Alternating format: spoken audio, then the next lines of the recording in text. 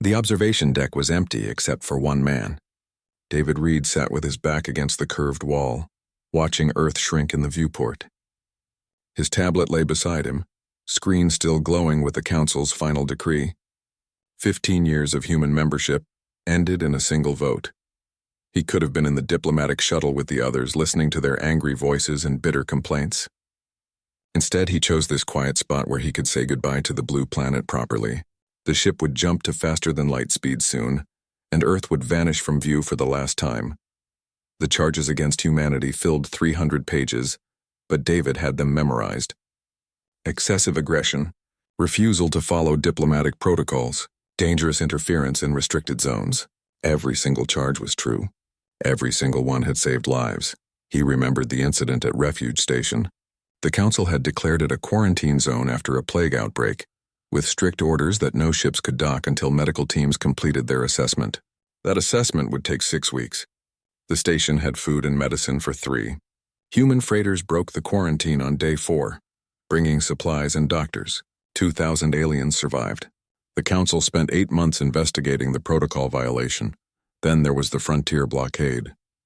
2 warring species had trapped each other's civilian populations on colony worlds, refusing to allow supply ships through their military lines. The Council called for negotiations and appointed mediators. Those negotiations were projected to last 2 years.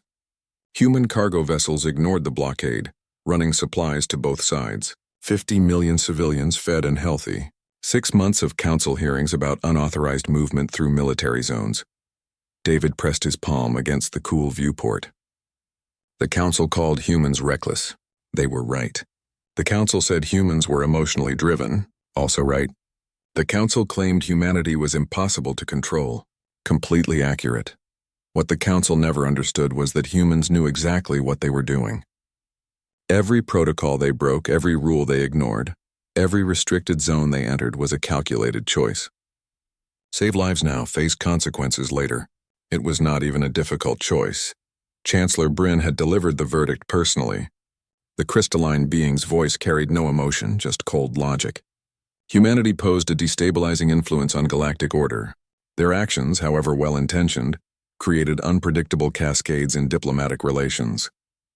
The only solution was separation. Earth and its colonies would remain in their home system. Minimal trade would continue. Humans would not participate in Council affairs. David had asked one question. What about the lives we saved? Bryn's crystalline form had shifted, reflecting light in patterns that suggested discomfort. Those actions created the very problems that necessitate this decision. You cannot save everyone, Ambassador Reed. The galaxy requires stability, predictability, order. Humanity provides none of these things. Behind him, the door opened. Captain Amy Walsh stepped inside, her uniform crisp despite the long journey home. She had commanded the fleet escort for the human delegation, 3 warships to ensure their safe departure from Council space. Now she sat beside David without asking permission. The crew is angry, she said simply. I know. They think we should fight this. Appeal the decision. Make the Council reconsider. David shook his head. We broke their rules. They responded exactly as their laws require. Fighting it would only prove their point that we cannot be controlled. Amy was quiet for a moment, watching Earth grow smaller. Did we do the right thing? All those years, all those missions, and this is how it ends? We saved lives, Amy. Hundreds of thousands of them. Maybe millions. That has to be enough. Is it enough for you? David considered the question. His career was over. His life's work had ended in exile. History would record him as the ambassador who lost humanity's place in the galaxy. Future generations might curse his name. Yes, he said finally. It's enough. Amy nodded slowly. She understood. Every human who served in Council space understood. They had all known this moment might come. The galaxy wanted order and patience and careful diplomacy. Humanity offered chaos and urgency and damn the consequences action. The two could not coexist forever. What happens now? Amy asked. We go home. We build our lives in our own system. We stay out of galactic affairs. And if someone needs help out there? David looked at her. Amy's jaw was set, her eyes hard. She was already thinking about distress calls they would not answer, disasters they would not prevent, lives they would not save because of a political decree. Then someone else will help them, David said. Though the words tasted like lies, the intercom crackled. Jump sequence initiating in 5 minutes. All personnel to stations. Amy stood, offering David a hand. He took it, letting her pull him to his feet. They walked to the door together, leaving the viewport and its shrinking view of Earth behind. At the doorway, David paused. Amy, promise me something. What? When we get home, tell everyone the truth. We were not punished for being wrong. We were punished for being human. There's a difference. Amy saluted. Not the formal military gesture, but the simple acknowledgement between two people who understood each other completely. Then she left, heading for her command deck. David looked back one final time. Earth was barely visible now, just a small blue dot among stars. He placed his hand over his heart, feeling it beat steady and strong. Somewhere down on that planet, billions of humans lived their lives. They would adapt to this exile. They would thrive despite it. That was what humans did. The ship shuddered as the jump drive engaged. Space twisted, stars stretched, and Earth vanished. But something else caught David's attention in those final seconds. The sensor feed on his tablet showed an anomaly at the galactic rim. Energy signatures that should not exist. Distortions in subspace. He frowned, making a note to mention it in his report. Then the ship jumped, and the thought was lost in the disorientation of faster-than-light travel. The galactic rim and its strange readings were thousands of light-years away, far beyond human concern now. Far away, Council sensors recorded the same anomaly. A junior technician flagged it, filed it, and moved on to more pressing matters. After all, the Council had just solved its most difficult problem. Humanity was no longer their concern. 2 years after the banishment, life had changed in ways nobody expected. Dr. Henry Park floated in the zero-gravity section of Orbital Research Station 7, watching data streams from deep space telemetry arrays. Numbers scrolled across his screens in steady rhythm. Temperature readings, radiation levels, subspace frequencies. Most scientists found this work boring. Henry found it soothing. Something was wrong with the numbers. He pulled up records from 6 months ago, then a year ago. The background radiation, patterns from the galactic rim had been shifting gradually, so slowly that automated systems missed it. But Henry had been watching this particular sector for 18 months. Ever since that odd report crossed his desk about unusual energy signatures, the change was undeniable now. Radiation levels were dropping in a specific pattern, system by system, like lights going out in a row. Henry pushed himself over to the communication console and opened a channel to his supervisor. Director Ruth Holland appeared on screen, looking tired. She usually looked tired these days. Running Earth's external monitoring division meant watching a galaxy that had rejected them, tracking events they were forbidden to influence. Ruth, I need you to look at something. Henry, it's late. Can this wait? No, I've been tracking the galactic rim sectors. 40 systems have gone completely silent in the past year. Ruth's expression shifted from tired to alert. Define silent. No radio emissions, no subspace transmissions, no thermal signatures consistent with civilization. They just stopped broadcasting, one after another, following a clear progression pattern. Could be equipment failure. Long-range sensors are not perfect. Across 40 systems? In a clear directional pattern? Henry shared his data. Look at the timeline. Every 6 days, another system goes dark, like something is moving through that region, systematically. Ruth studied the information, her frown deepening. Have you reported this to the Council Monitoring Network? We're not part of that network anymore, remember? Right. Ruth rubbed her eyes. What do you think it means? I don't know. But I think something very bad is happening out there, and nobody is paying attention. Ruth was quiet for a long moment.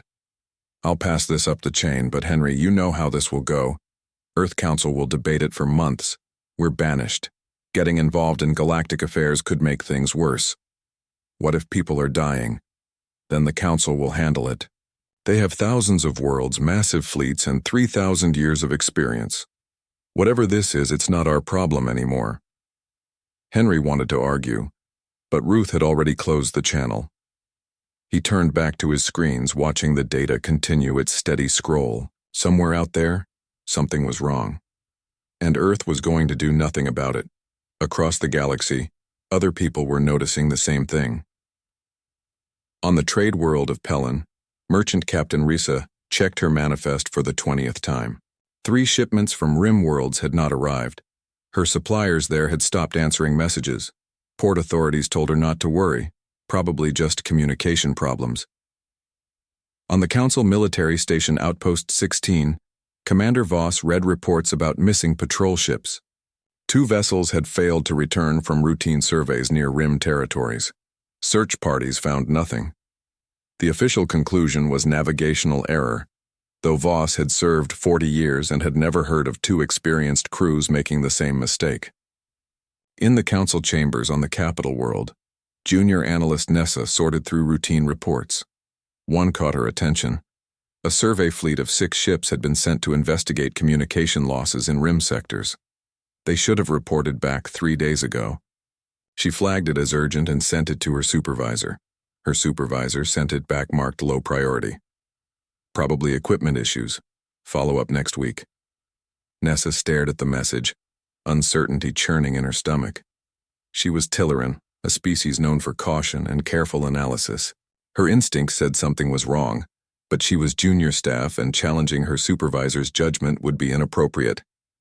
She filed the report and tried to forget about it. Back on Earth, life continued in ways that surprised everyone. The banishment had hurt, especially in the first months. Many humans felt ashamed, rejected, angry at the injustice. But slowly, something unexpected emerged. Relief. No more council hearings. No more investigations into every rescue mission. No more explaining why human ships always seemed to be where they were not supposed to be, doing things they were not authorized to do. Earth and its colonies could focus on their own affairs without constant scrutiny. Trade with nearby independent worlds increased. Human colony ships, no longer restricted by council settlement regulations, spread to a dozen new systems.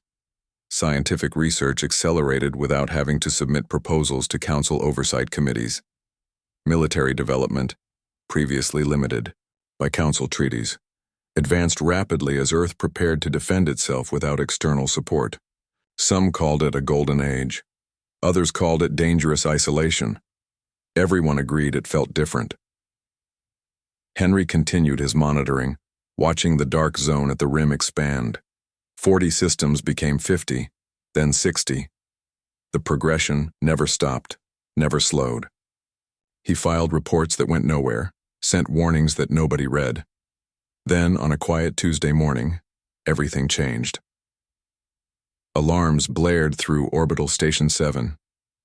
Henry pulled up the emergency channel and heard controlled chaos. A ship had crashed in the outer system. Not a human ship. The design matched Council Registry, a small courier vessel built for speed. Recovery teams reached it within hours. The pilot was alive, barely. Medical teams worked desperately to stabilize them, but the injuries were too severe. Internal organs damaged beyond repair, exposure to vacuum, radiation poisoning. In the final moments before death, the pilot grabbed a medic's arm. Their translator struggled with the words, damaged and failing, but the message came through in fragments. They're coming. Nothing stops them. Everyone. Gone. Then the pilot died, and silence filled the medical bay. Henry arrived at the recovery site 6 hours later. Teams were analyzing the ship's data cores, pulling whatever information survived the crash. Most of it was corrupted, but fragments remained. Sensor logs. Partial images. Enough to see something that made Henry's blood run cold. Swarms of machines. Thousands of them. Moving through space in perfect formation. Planets stripped bare. Stations torn apart. Fleets of council ships burning in the void. The galactic rim had not gone silent because of equipment failure. Something was consuming it. The data cores from the crashed courier ship filled an entire laboratory. Recovery specialists worked in shifts, carefully extracting fragments of information from damaged memory systems. Each piece revealed something worse than the last. Henry stood in the observation room above the lab, watching technicians work. Director Ruth was beside him, along with 3 members of Earth Council's Emergency Committee. Nobody spoke. They just watched as images appeared on the main screen. A planet green and alive in one frame. In the next frame, taken 6 hours later, the surface was gray and barren. Cities were gone. Oceans were gone. Atmosphere was thin and toxic. Between the frames, sensor data showed millions of small objects descending to the surface like a swarm of insects. "What are we looking at?" one council member asked quietly. Henry pulled up his analysis. The courier pilot was from a rim world called Sanctuary. Population 4 million. These images are from their final transmission before they went dark 3 months ago. And those things covering the planet? We're calling them harvesters. They appear to be autonomous machines. They consume everything. Biological matter, metals, water, gases.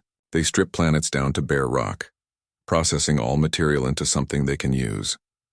Another council member leaned forward. Use for what? Building more of themselves. The data shows the swarm growing with each system they hit. They don't just destroy, they multiply. Ruth spoke up, her voice steady despite the implications. "Henry, show them the progression map." Henry changed the display. A star chart appeared showing the galactic rim. Red dots marked dead systems, spreading inward in a clear pattern toward the densely populated regions of Council space. 73 systems confirmed dead, Henry said. The pattern is consistent. They hit outer colonies first, places with minimal defenses. They harvest everything, use those resources to build more machines, then move to the next target. Each attack gives them more resources, making them stronger for the next one. "Why didn't the council respond?" a council member demanded. "They must have seen this coming." They did respond. 2 months ago, they sent a survey fleet. 6 ships, full military escort. Those ships never came back. Henry pulled up another fragment. "We found part of their final transmission in the courier's memory. The harvesters destroyed the entire fleet in 40 minutes. Silence filled the observation room." "How long until they reach Council Core worlds?" Ruth asked. "At current progression, 6 months. Maybe less if they keep accelerating." One council member stood abruptly. "This isn't our problem. The council banished us. Let them deal with their own crisis. Millions of beings will die," another member said. "Not our problem." Henry turned to face them. "It will be our problem eventually. The harvesters don't negotiate, don't communicate, don't stop. If they consume council space, they'll keep going, all the way to Earth." The argument that followed lasted 3 hours. Some council members wanted isolation, arguing Earth owed the council nothing after the banishment. Others insisted humanity could not stand by while billions died. The debate went in circles, voices rising with frustration. Finally, David Reed entered the room. He had been retired for 2 years, living quietly on Earth's surface. But when the council asked him to come, he came. Now he stood at the head of the table, looking older but still carrying the same quiet authority. "Stop arguing," he said simply. Everyone fell silent. "I've reviewed the data. I've read the projections. There's only one question that matters." Can we help? "That's not the question," someone argued. "The question is, should we help? After what they did to us." David looked at the person who spoke. "When that plague hit Refuge Station, did you ask if we should help? When civilians were starving behind the frontier blockade, did you debate whether they deserved our assistance? No. We helped because people were dying and we could do something about it. Nothing has changed." "Everything has changed," another member said. "We have no obligation to the council." "You're right. We have no obligation. We also have no choice." David gestured to the star chart. "If we let the harvesters consume the galaxy, we die too. But that's not why we should help. We should help because it's the right thing to do. Because we're human, and humans don't let millions die when they can prevent it." Ruth spoke up. "Even if we decide to help, will the council accept it?" "They banished us. Only one way to find out." David pulled out a communication device. "I still have Chancellor Bryn's direct contact code. Never deleted it, just in case." He activated the device and began composing a message. The words were simple. "Chancellor Bryn, this is David Reed. We've detected the threat on your borders. We have analyzed the data.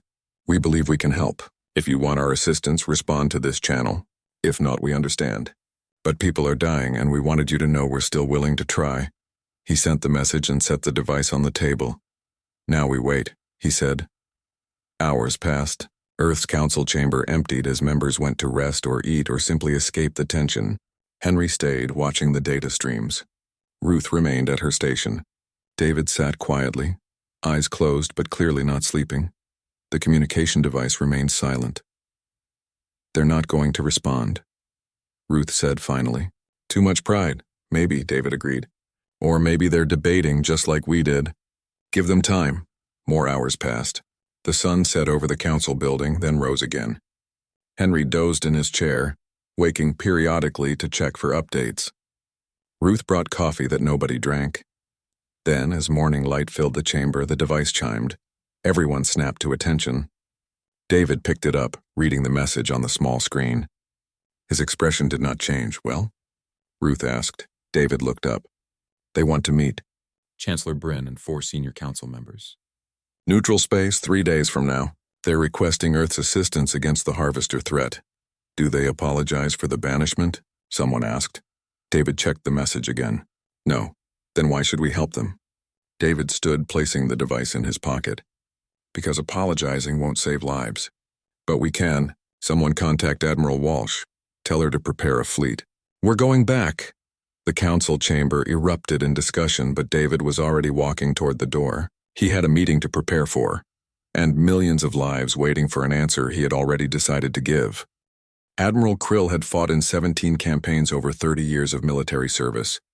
He had commanded fleets against pirates, suppressed 3 rebellions, and enforced council law across 100 systems. In all that time, he had never lost a ship under his command. Now he stood on the bridge of his flagship, watching 200 warships assemble in formation. The pride of the council military, ships from 20 different species, each one a masterpiece of engineering and design. Elegant curves, gleaming hulls, weapon systems that could crack planets. The Harvesters had consumed 14 more systems in the past month. They were accelerating. Intelligence suggested their next target was the industrial hub at Gateway Station, home to 12 million beings. This time the Council was not sending a survey fleet. This time they sent overwhelming force. "All ships report ready, Admiral," his tactical officer announced. Krill nodded, studying the display. The Harvester swarm was 3 hours away, moving steadily toward Gateway. His fleet waited in their path, positioned at a strategic choke point where narrow subspace channels would force the enemy into a confined battle space. Classic military doctrine. Force the enemy to fight on your terms. "Today we show these machines what Council strength means," Krill announced to the fleet. "They have faced isolated colonies and small patrol groups. Now they face the full might of organized civilization. Maintain formation. Follow engagement protocols. Victory is assured." Across the fleet, crews prepared for battle with calm efficiency. These were professional soldiers from species that had not fought a real war in centuries. Their conflicts were police actions, border disputes, minor skirmishes. But they trained constantly, maintained their ships perfectly, and followed doctrine without question. The Harvesters appeared on sensors exactly when predicted. A swarm of mechanical entities, each one roughly the size of a fighter craft. Thousands of them moving in perfect coordination. They detected the Council fleet and did not slow down. All ships weapons free. Engage at maximum range. The first barrage lit up space. Energy beams, missiles, plasma bursts.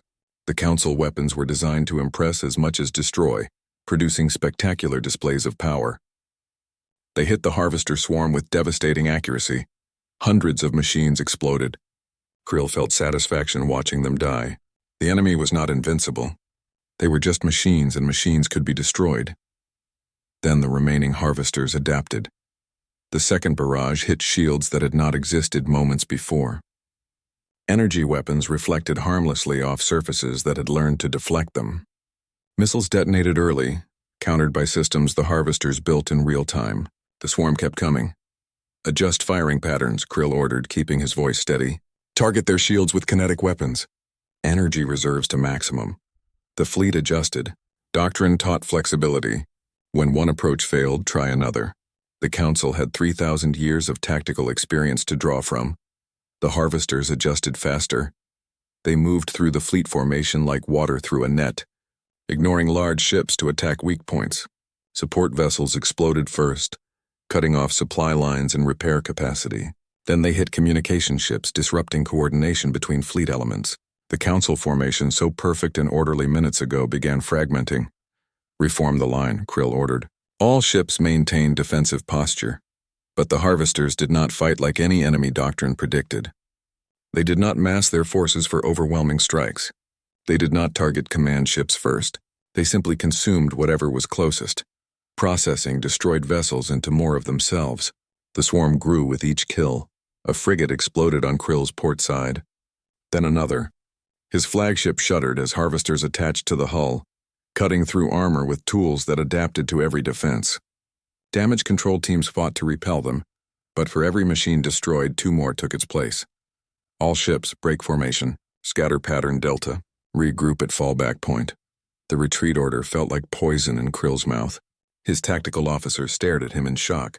The Council fleet had not retreated in living memory. Admiral, doctrine states we must hold position until relieved.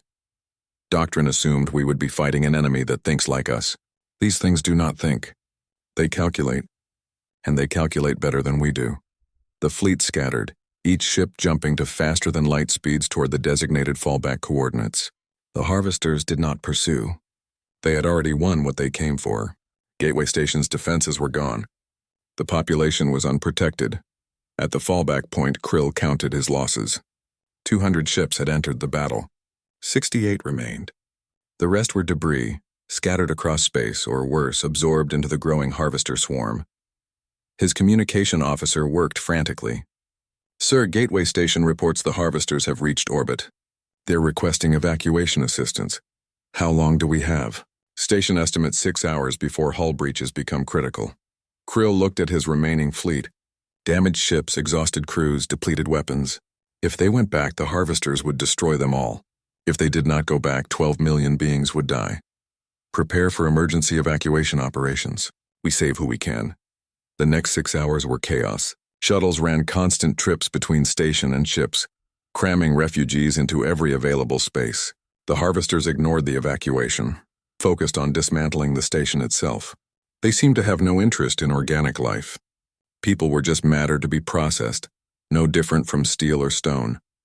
When Gateway Station collapsed, 3 million beings had made it to the fleet. 9 million remained behind. Krill watched the station die from his bridge. The elegant structure that had stood for 200 years crumbled in hours, consumed by machines that turned it into components for more harvesters. Sir, Council Command is requesting status report. Krill composed his response carefully.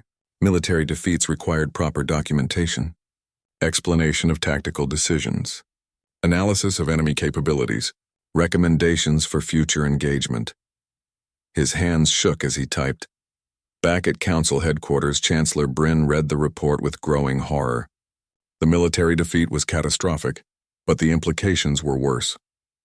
For 3,000 years, the Council had maintained peace through superior force and careful diplomacy. Their military existed to discourage conflict, to maintain order, to project power. It had never been designed to fight an enemy that adapted faster than they did. Bryn called an emergency session. Council members arrived in states of panic. Refugee ships were arriving at core worlds by the hundreds. Billions more were fleeing rimward territories. The economy was destabilizing. Worlds were demanding protection the Council could not provide. We need solutions, Bryn announced. The military has failed. What options remain? Silence greeted the question. These were beings who had led the galaxy for millennia, but none of them had faced a threat like this. Their entire civilization was built on the assumption that superior technology and organization would always prevail. The harvesters proved that assumption wrong. A junior analyst named Nessa stood slowly. As a low-ranking member, she should not speak in emergency sessions, but desperation made people forget protocol. There is one option we have not considered, she said quietly. Speak, Bryn commanded. The humans. We banished them for being too aggressive, too willing to take risks, too hard to control. Nessa pulled up her data tablet.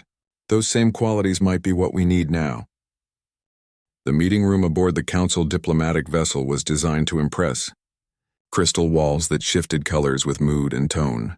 Gravity-defying furniture that adjusted to each species' comfort. Art from 100 worlds. Everything about the space communicated power, sophistication, and the superiority of Council civilization. David Reed sat in a simple human chair he had brought with him, wearing a plain suit, carrying no diplomatic ornaments. Across from him sat Chancellor Bryn and 4 senior council members. The contrast was deliberate. Bryn spoke first, their crystalline form catching light from the walls. "Ambassador Reed, we appreciate your willingness to meet." "Former ambassador," David corrected gently. "I retired after the banishment." An uncomfortable pause. One council member shifted, their scales rustling with agitation. "We requested this meeting to discuss the current crisis. The harvester threat has exceeded our initial projections. I saw Admiral Krill's report. 200 ships to 68. Gateway station lost. 3 million saved, 9 million dead." David's voice remained neutral, stating facts. "You need help." "We would welcome Earth's assistance in this matter," Bryn said carefully. "In exchange, we can offer full reinstatement to council membership, trade agreements on favorable terms, access to restricted technologies, recognition of human colonies currently outside regulated space." David listened without expression. When Bryn finished, he was quiet for a long moment. "No," he said finally. The council members looked at each other, confused. "No to which terms?" "We can negotiate. No to all of it. We don't want reinstatement. We don't want your trade agreements or technology. We don't need your recognition." David leaned forward. "You're offering us things you think we want, but you're not offering what we actually need." "What do you need?" Bryn asked. "Full operational authority for any human forces we deploy. Complete tactical control. No council oversight, no approval requirements, no committees reviewing our decisions afterward." David's voice was firm. "If we do this, we do it our way." The council members reacted with immediate resistance. One stood abruptly. "That is unacceptable. We cannot simply hand control to another species." "Then handle the harvesters yourself," David said simply.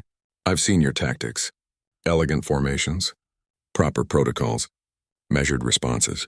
Beautiful to watch, completely ineffective against an enemy that adapts faster than you can think. Our military has 3,000 years of experience," another member protested. 3,000 years of peace, David corrected. "Your military exists to look impressive and discourage conflict. It's ceremonial as much as functional.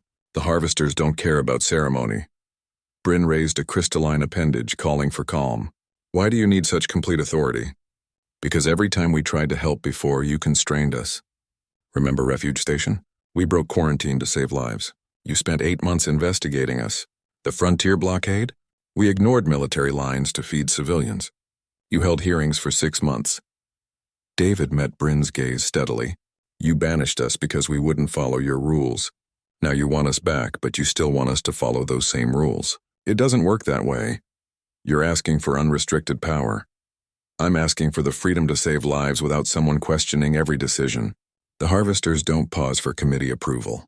Neither can we." The council members argued among themselves in multiple languages. David waited patiently. He had made his position clear. The decision was theirs. Finally, Bryn spoke. "If we grant this authority, what happens after the crisis ends? We go home, just like before. You would not use this authority to seize power? To reshape the council?" David smiled sadly. "Chancellor, we don't want to rule the galaxy. We never did. We just want to live our lives and help people when we can. Your galaxy, your rules. We respect that. But if you want our help, you respect our methods." Another long silence. Then Bryn's form shifted colors from cold blue to warmer amber, a sign of acceptance in their species. "Very well. Limited operational authority for the duration of the crisis. Human forces answer only to human command. But understand, Ambassador Reed, if you fail, the blame falls on Earth." "If we fail, blame won't matter because we'll all be dead," David said. He stood and offered his hand. Bryn extended a crystalline appendage and they shook. The gesture felt awkward, forced, but it sealed the agreement. Back on Earth, Admiral Amy Walsh received the authorization codes within hours. She stood in the Fleet Command Center, surrounded by holographic displays showing 43 human warships ready to deploy. 43 ships. The Council had sent 200 and lost most of them. Her fleet was a fraction of that size, but her ships were different. No elegant curves or impressive displays. Human warships were blocky, practical, built for function over form. Redundant systems, modular components, easy field repairs.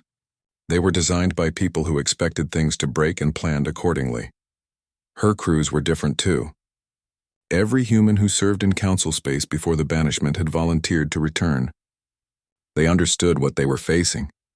They were not fighting for glory or to prove anything. They were fighting because people needed help, and that was enough. All ships report ready, Admiral, her communications officer announced. Amy pulled up the tactical data. The harvesters were systematically moving through council space, consuming system after system. Standard military doctrine would suggest meeting them with overwhelming force at a strategic location. Amy had read Admiral Krill's report carefully. She knew what happened when you fought the harvesters using standard doctrine. All ships receive new orders. We're not engaging the main swarm. We're going to hit their logistics. Her tactical officer looked confused. Sir, machines don't have logistics. These ones do. They consume resources to build more of themselves. That means they need resources. They're targeting planets and stations because those have the materials they need. Amy highlighted several systems on the map. These are resource-poor systems. Rocky planets, low metal content, minimal useful matter. The harvesters are bypassing them. Why waste energy on systems that don't give them what they need? Understanding dawned on her officer's face. You want to deny them resources? Better. I want to make them waste energy chasing us. We hit their advance units, then retreat through low-value systems. Make them follow us through territory that costs them more energy than they gain. Bleed them slowly. That's not a victory strategy, sir. That's a delaying tactic, Amy smiled grimly. Right now, delay is victory. Every day we keep them busy is another day the Council evacuates civilians and regroups. We're not trying to destroy them yet. We're trying to learn how they think. They're machines. They don't think. No, they calculate. And if they calculate, they can make mistakes. Amy activated the fleet-wide channel. All ships, this is Admiral Walsh. You all know what we're up against. You all know the odds. You also know why we're here. Because it's the right thing to do. Because people need help. Because we're human. And humans don't quit. She paused, looking at the faces on the screens. Young and old. Experienced veterans and recent recruits. All volunteers. The Council banished us for being reckless. For being too aggressive. For caring more about saving lives than following rules. Today, we show them that those exact qualities are what they need. Move out. 3 weeks into the campaign, Admiral Walsh's strategy was working better than anyone expected. The harvesters were not destroyed, but they were frustrated. The human fleet moved like ghosts through council space. They hit isolated harvester groups, destroyed what they could, then vanished before reinforcements arrived. They led the machines through barren systems where resources were scarce, forcing them to expend energy for minimal gain. They disrupted the harvesters' systematic progression, turning organized conquest into chaotic pursuit. But the cost was brutal. 8 human ships were damaged beyond field repair. Crews worked double shifts keeping the remaining vessels functional. Casualties mounted as exhaustion led to mistakes. On the bridge of her flagship, Amy studied tactical reports from her analyst, a young officer named Rachel Cooper. They had discovered something important. The harvesters aren't completely independent, Rachel explained, highlighting data patterns. There's coordination between groups that suggests a central control node, probably a computing hub that processes data and issues commands to the swarm. Can we locate it? Maybe, if we track their communication patterns. Rachel pulled up a map showing harvester movements. See these response times? When we hit a group here, reinforcements come from specific directions. Always the same pattern. They're receiving orders from somewhere. Amy felt hope stir for the first time in weeks. If we destroy that hub, what happens? Unknown. But without central coordination, the harvesters might lose cohesion, become easier to defeat individually. Find it, Amy ordered. However long it takes, it took 6 days. Rachel worked around the clock, analyzing every engagement, every harvester movement, triangulating communication vectors. Finally, she found it. A dead system on the edge of harvester-controlled space. No planets, just asteroids and a massive artificial structure that sensor readings suggested was pure computing power. The harvester hub. Amy called a command meeting. Her surviving ship captains appeared on screen, all looking as exhausted as she felt. We've found their central control node, she announced without preamble. It's heavily defended. Getting to it means going through the heart of harvester territory.